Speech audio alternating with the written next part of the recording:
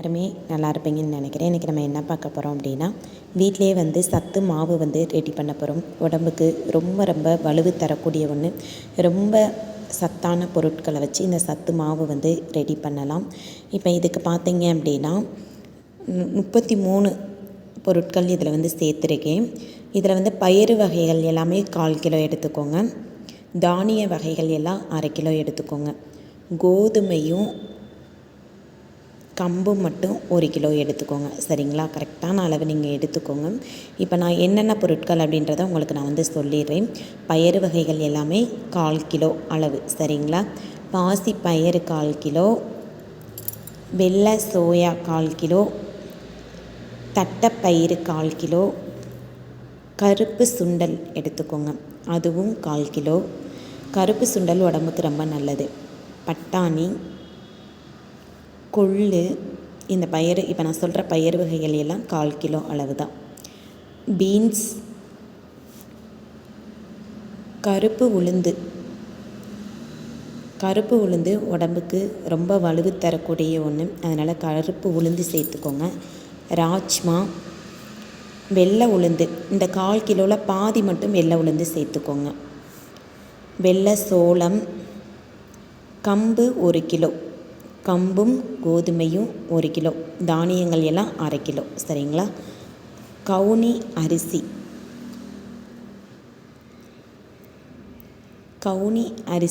1/2 kilo. Barley, சிவப்பு கவுனி அரிசி, அதுவும் 1/2 கிலோ தான். கருப்பு கவுனி அரிசி, திணை, வரகரிசி,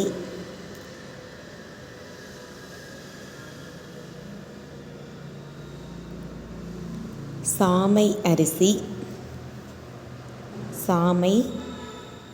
பனை வரகு,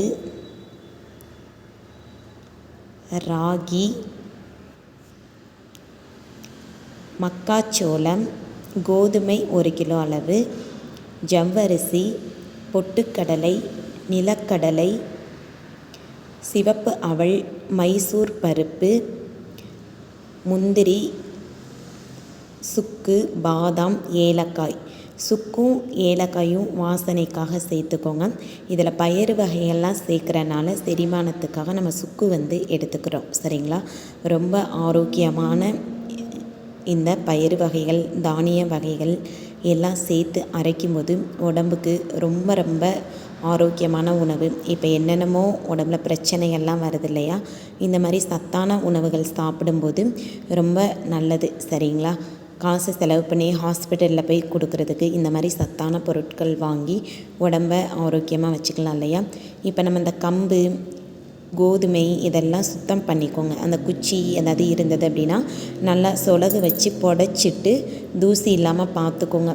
பார்த்துட்டு நம்ம வாங்கியிருக்க எல்லா பொருட்களையுமே வறுத்து எடுத்துக்கணும். சரிங்களா? எல்லாத்துலேயும் பார்த்துக்கோங்க, குச்சி தூசி ஏதாவது இருக்கான்னு பார்த்துட்டு மீடியம் ஃப்ளேமில் அடுப்பை வந்து வச்சுக்கோங்க.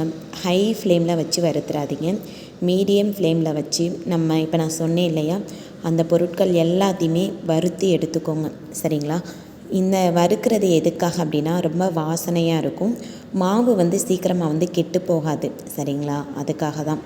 இப்போ பார்த்தீங்க அப்படின்னா நான் எடுத்திருக்க எல்லா பொருட்களுமே சேர்த்து 13 கிலோ வந்து வந்தது.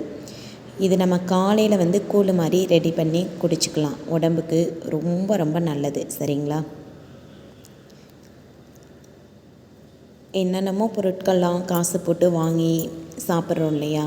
அதை விட இந்த மாதிரி சத்தான தானிய வகைகள், பருப்பு வகைகள் இதெல்லாம் சேர்த்து நம்ம கூழ் மாவு வீட்டில் வந்து சத்து மாவு ரெடி பண்ணி வச்சு கூழ் காய்ச்சி குடிக்கிறது உடம்புக்கு ரொம்ப ரொம்ப நல்லது. சரிங்களா? இப்போ நான் வாங்கி வச்சுருக்க எல்லா பொருட்களையுமே வறுத்து எடுத்துக்கலாம். இதில் பெரிய டாஸ்க் என்னன்னு கேட்டிங்க அப்படின்னா வறுக்கிறது தான். வறுக்கிறது கொஞ்சம் கஷ்டமாக தான் இருக்கும். சரிங்களா? நான் அதனால தான் 2 பக்கமே அடுப்பு வச்சு 2 அடுப்புலையுமே பாத்திரம் வச்சு வறுத்துட்ருக்கேன். ஏன்னா லேட் ஆகும் அப்படின்னு சொல்கிறதுக்காக. நம்ம மீடியம் ஃப்ளேமில் வச்சு வறுக்கிறோம். அதனால தான் எல்லாத்தையும் வறுத்து எடுக்கிறதுக்கு 1 மணி நேரம் ஆகிரும். கண்டிப்பாக நல்லா வறுக்கணும் பயிறு வகைகள் எல்லாத்தையுமே. அப்போ தான் கூழ் செய்யும்போது ரொம்ப வாசனையாக இருக்கும். எல்லா பொருளையுமே வறுத்து எடுத்துக்கோங்க. முந்திரி, சுக்கு, ஏலக்காய், பயறு வகைகள், தானிய வகைகள், அரிசி எல்லாத்தையுமே. இப்போ நான் உங்ககிட்ட காமிச்சேன் இல்லையா, அது போக வீட்டில் சாப்பாட்டு அரிசி அது வந்து 1/2 கிலோ வந்து எடுத்து சேர்த்துக்கோங்க. அந்த அரிசியுமே நல்லா வறுத்து எடுத்துக்கோங்க. இந்த மாதிரி வறுத்து ஆற வச்சிடணும். ஆற வச்சுட்டு அதுக்கப்புறமா நம்ம ரைஸ் மில் இருக்கு இல்லையா, மில்லில் போய் கொடுத்து நம்ம மாவு வந்து ரெடி பண்ணி அரைச்சி வாங்கிக்கலாம். ஃபுல்லாக ஆனில் வச்சு வறுத்தீங்க அப்படின்னா உங்களுக்கு கருப்பாக ஆரம்பிச்சிடும். சரிங்களா? அதனால தான் சொல்ல வரேன், மீடியம் ஃப்ளேமில் வச்சு வருங்க. நான் அதனால தான் அடுப்பையே கீழே இறக்கி வச்சு கீழே உட்காந்து வறுத்துக்கலாம் அப்படின்னு சொல்லிட்டு ஸ்டவ்வை கீழே இறக்கி வச்சுட்டேன். ஏன்னா ரொம்ப நேரம் நின்று வறுத்துட்டே இருக்க முடியாது, கால் வலிக்கும் அப்படின்றதுக்காக கீழே உட்காந்து வறுத்துக்கலாம் அப்படின்னு சொல்லிட்டு ஸ்டவ்வை கீழே இறக்கி வச்சுட்டேன். கண்டிப்பாக நீங்களும் உங்களோட வீட்டில் இந்த தானிய வகைகள் எல்லாமே வாங்கி வறுத்து வீட்டில் சத்து மாவு வந்து ரெடி பண்ணிக்கோங்க. நீங்கள் கடையில் வாங்கினா கூட உங்களுக்கு இத்தனை பொருட்கள் வந்து சேர்த்து அரைப்பாங்களா அப்படின்றது நம்மளுக்கு சந்தேகம்தான், தெரியல. ஆனால் நம்ம வீட்டில் நம்ம இந்த சத்து மாவு ரெடி பண்ணும்போது எல்லா பொருட்களுமே சேர்த்து அரைக்கும்போது உடம்புக்கு ரொம்ப ரொம்ப நல்லது. இதில் இந்த கருப்பு உளுந்து, பாசிப்பயிறு, கருப்பு சுண்டல் எல்லாமே வந்து சத்தான பொருட்கள் தான். சரிங்களா? கவுனி அரிசி, பார்லி அரிசி, சிவப்பு கவுனி, கருப்பு கவுனி, திணை இது எல்லாமே உடம்புக்கு ரொம்ப ரொம்ப நல்லது. இந்த பாதாம் பார்த்தீங்க அப்படின்னா பாதாம், முந்திரி அது மட்டும் 100 சேர்த்துக்கோங்க. இது 1/4 கிலோ சேர்க்கணும் அப்படின்றது கிடையாது. முந்திரியும் பாதாமும் 100 போதும். சரிங்களா? உங்களுக்கு பிஸ்தா சேர்க்கணும் அப்படின்றதுனால நீங்கள் தாராளமாக பிஸ்தா வந்து சேர்த்துக்கலாம். நான் வந்து பிஸ்தா வந்து சேர்க்கலை. பாதாம், முந்திரி, ஏலக்காய், சுக்கு இது தான் சேர்த்துருக்கேன். சரிங்களா? இந்த மாதிரி நம்ம எல்லாத்தையுமே வறுத்து எடுத்துக்கலாம். லாஸ்ட்டாக வந்து சமையல் அரிசி, சாப்பாட்டு அரிசி இருக்கு இல்லையா, அது வந்து வறுத்துட்ருக்கேன். இது வந்து பட்டாணி, அதையும் வறுக்கிறேன். இதோட முடிஞ்சிருச்சு, அவ்வளோதான். எல்லாத்தையுமே வறுத்துட்டேன். எனக்கு டைம் பார்த்தீங்க அப்படின்னா 1.25 மணி நேரம் ஆச்சு இதை வறுக்கிறதுக்கு. சரிங்களா? எல்லாத்தையும் வறுத்து பெரிய சட்டியில் வந்து கொட்டி வச்சுருக்கேன். ஆற வச்சுக்கலாம். ஆற வச்சுட்டு அரைக்கிறது ரொம்ப ரொம்ப நல்லாயிருக்கும் மாவு. சரிங்களா? 2 பாத்திரத்தில் வந்து எடுத்திருக்கேன். அது ஃபுல்லாகவும் இன்னொரு பாத்திரத்தில் அது கொள்ளாமல் இருக்கவும் இன்னொரு பாத்திரத்துலையும் கொட்டி வச்சுருக்கேன். சரிங்களா? இதை ஆறுனதுக்கப்புறம் நம்ம மிஷினுக்கு கொடுத்து நம்ம இதை வந்து அரைச்சி வாங்கிக்கலாம். மாவு ரெடி ஆயிரும். இந்த மாவு பார்த்திங்க அப்படின்னா நம்ம கூழ் காய்ச்சிக்கலாம், கஞ்சி மாதிரி காய்ச்சிக்கலாம். ஒரு சிலர் தோசையாக கூட ஊற்றி சாப்பிட்டுக்கலாம். இப்போ எங்கள் வீட்டில் பார்த்திங்க அப்படின்னா நான் கூழ் மாதிரி ரெடி பண்ணிடுவேன். பசங்க வந்து நாட்டு சர்க்கரை சேர்த்து சாப்பிடுவாங்க. ரொம்ப ரொம்ப விரும்பி சாப்பிடுவாங்க. ரொம்ப டேஸ்ட்டாக இருக்கும். ஒரு வாரத்துக்கு ஒரு மாதிரியாக தான் இருக்கும். சாப்பிட்டு பழகிட்டீங்க அப்படின்னா கண்டிப்பாக நீங்களே விட மாட்டீங்க. அந்தளவுக்கு சத்தான பொருட்கள். இப்போ இந்த தட்டில் எடுத்து வச்சுருக்க எல்லா பொருட்களும் தான் நம்ம இப்போ வறுத்தது. எல்லாத்துலேயும் கொஞ்சம் கொஞ்சம் உங்களுக்கு காமிக்கணும் அப்படின்றதுக்காகவே நான் எடுத்து வச்சுருக்கேன். மொத்தம் 34 பொருட்கள் இதில் வந்து இருக்குது. 34 பொருட்கள் சேர்த்து சத்து மாவு வந்து ரெடி பண்ணியிருக்கோம். கண்டிப்பாக உங்களுக்கும் வேணும் அப்படின்னா இந்த அளவு எடுத்து சத்து மாவு வந்து ரெடி பண்ணிக்கோங்க. இல்லை உங்களுக்கு குவான்டிட்டி கம்மியாக வேணும் அப்படின்னு நினச்சிங்கன்னா பொருட்களை வந்து கம்மி பண்ணிக்கோங்க. இப்போ பயிறு வகைகள் எல்லாமே இப்போ நான் 1/4 கிலோ எடுத்துருக்கேன்ல, நீங்கள் 100 கூட வாங்கிக்கலாம். 100 வாங்கிக்கோங்க.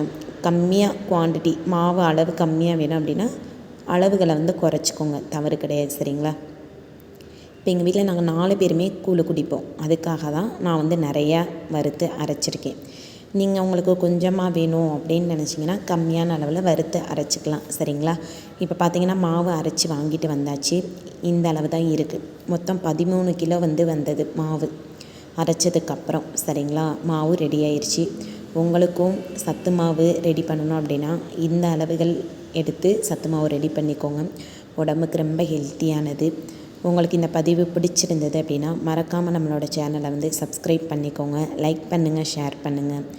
உங்களோட கருத்து என்ன அப்படின்றத வந்து கமெண்ட் பாக்ஸில் வந்து சொல்லுங்கள்.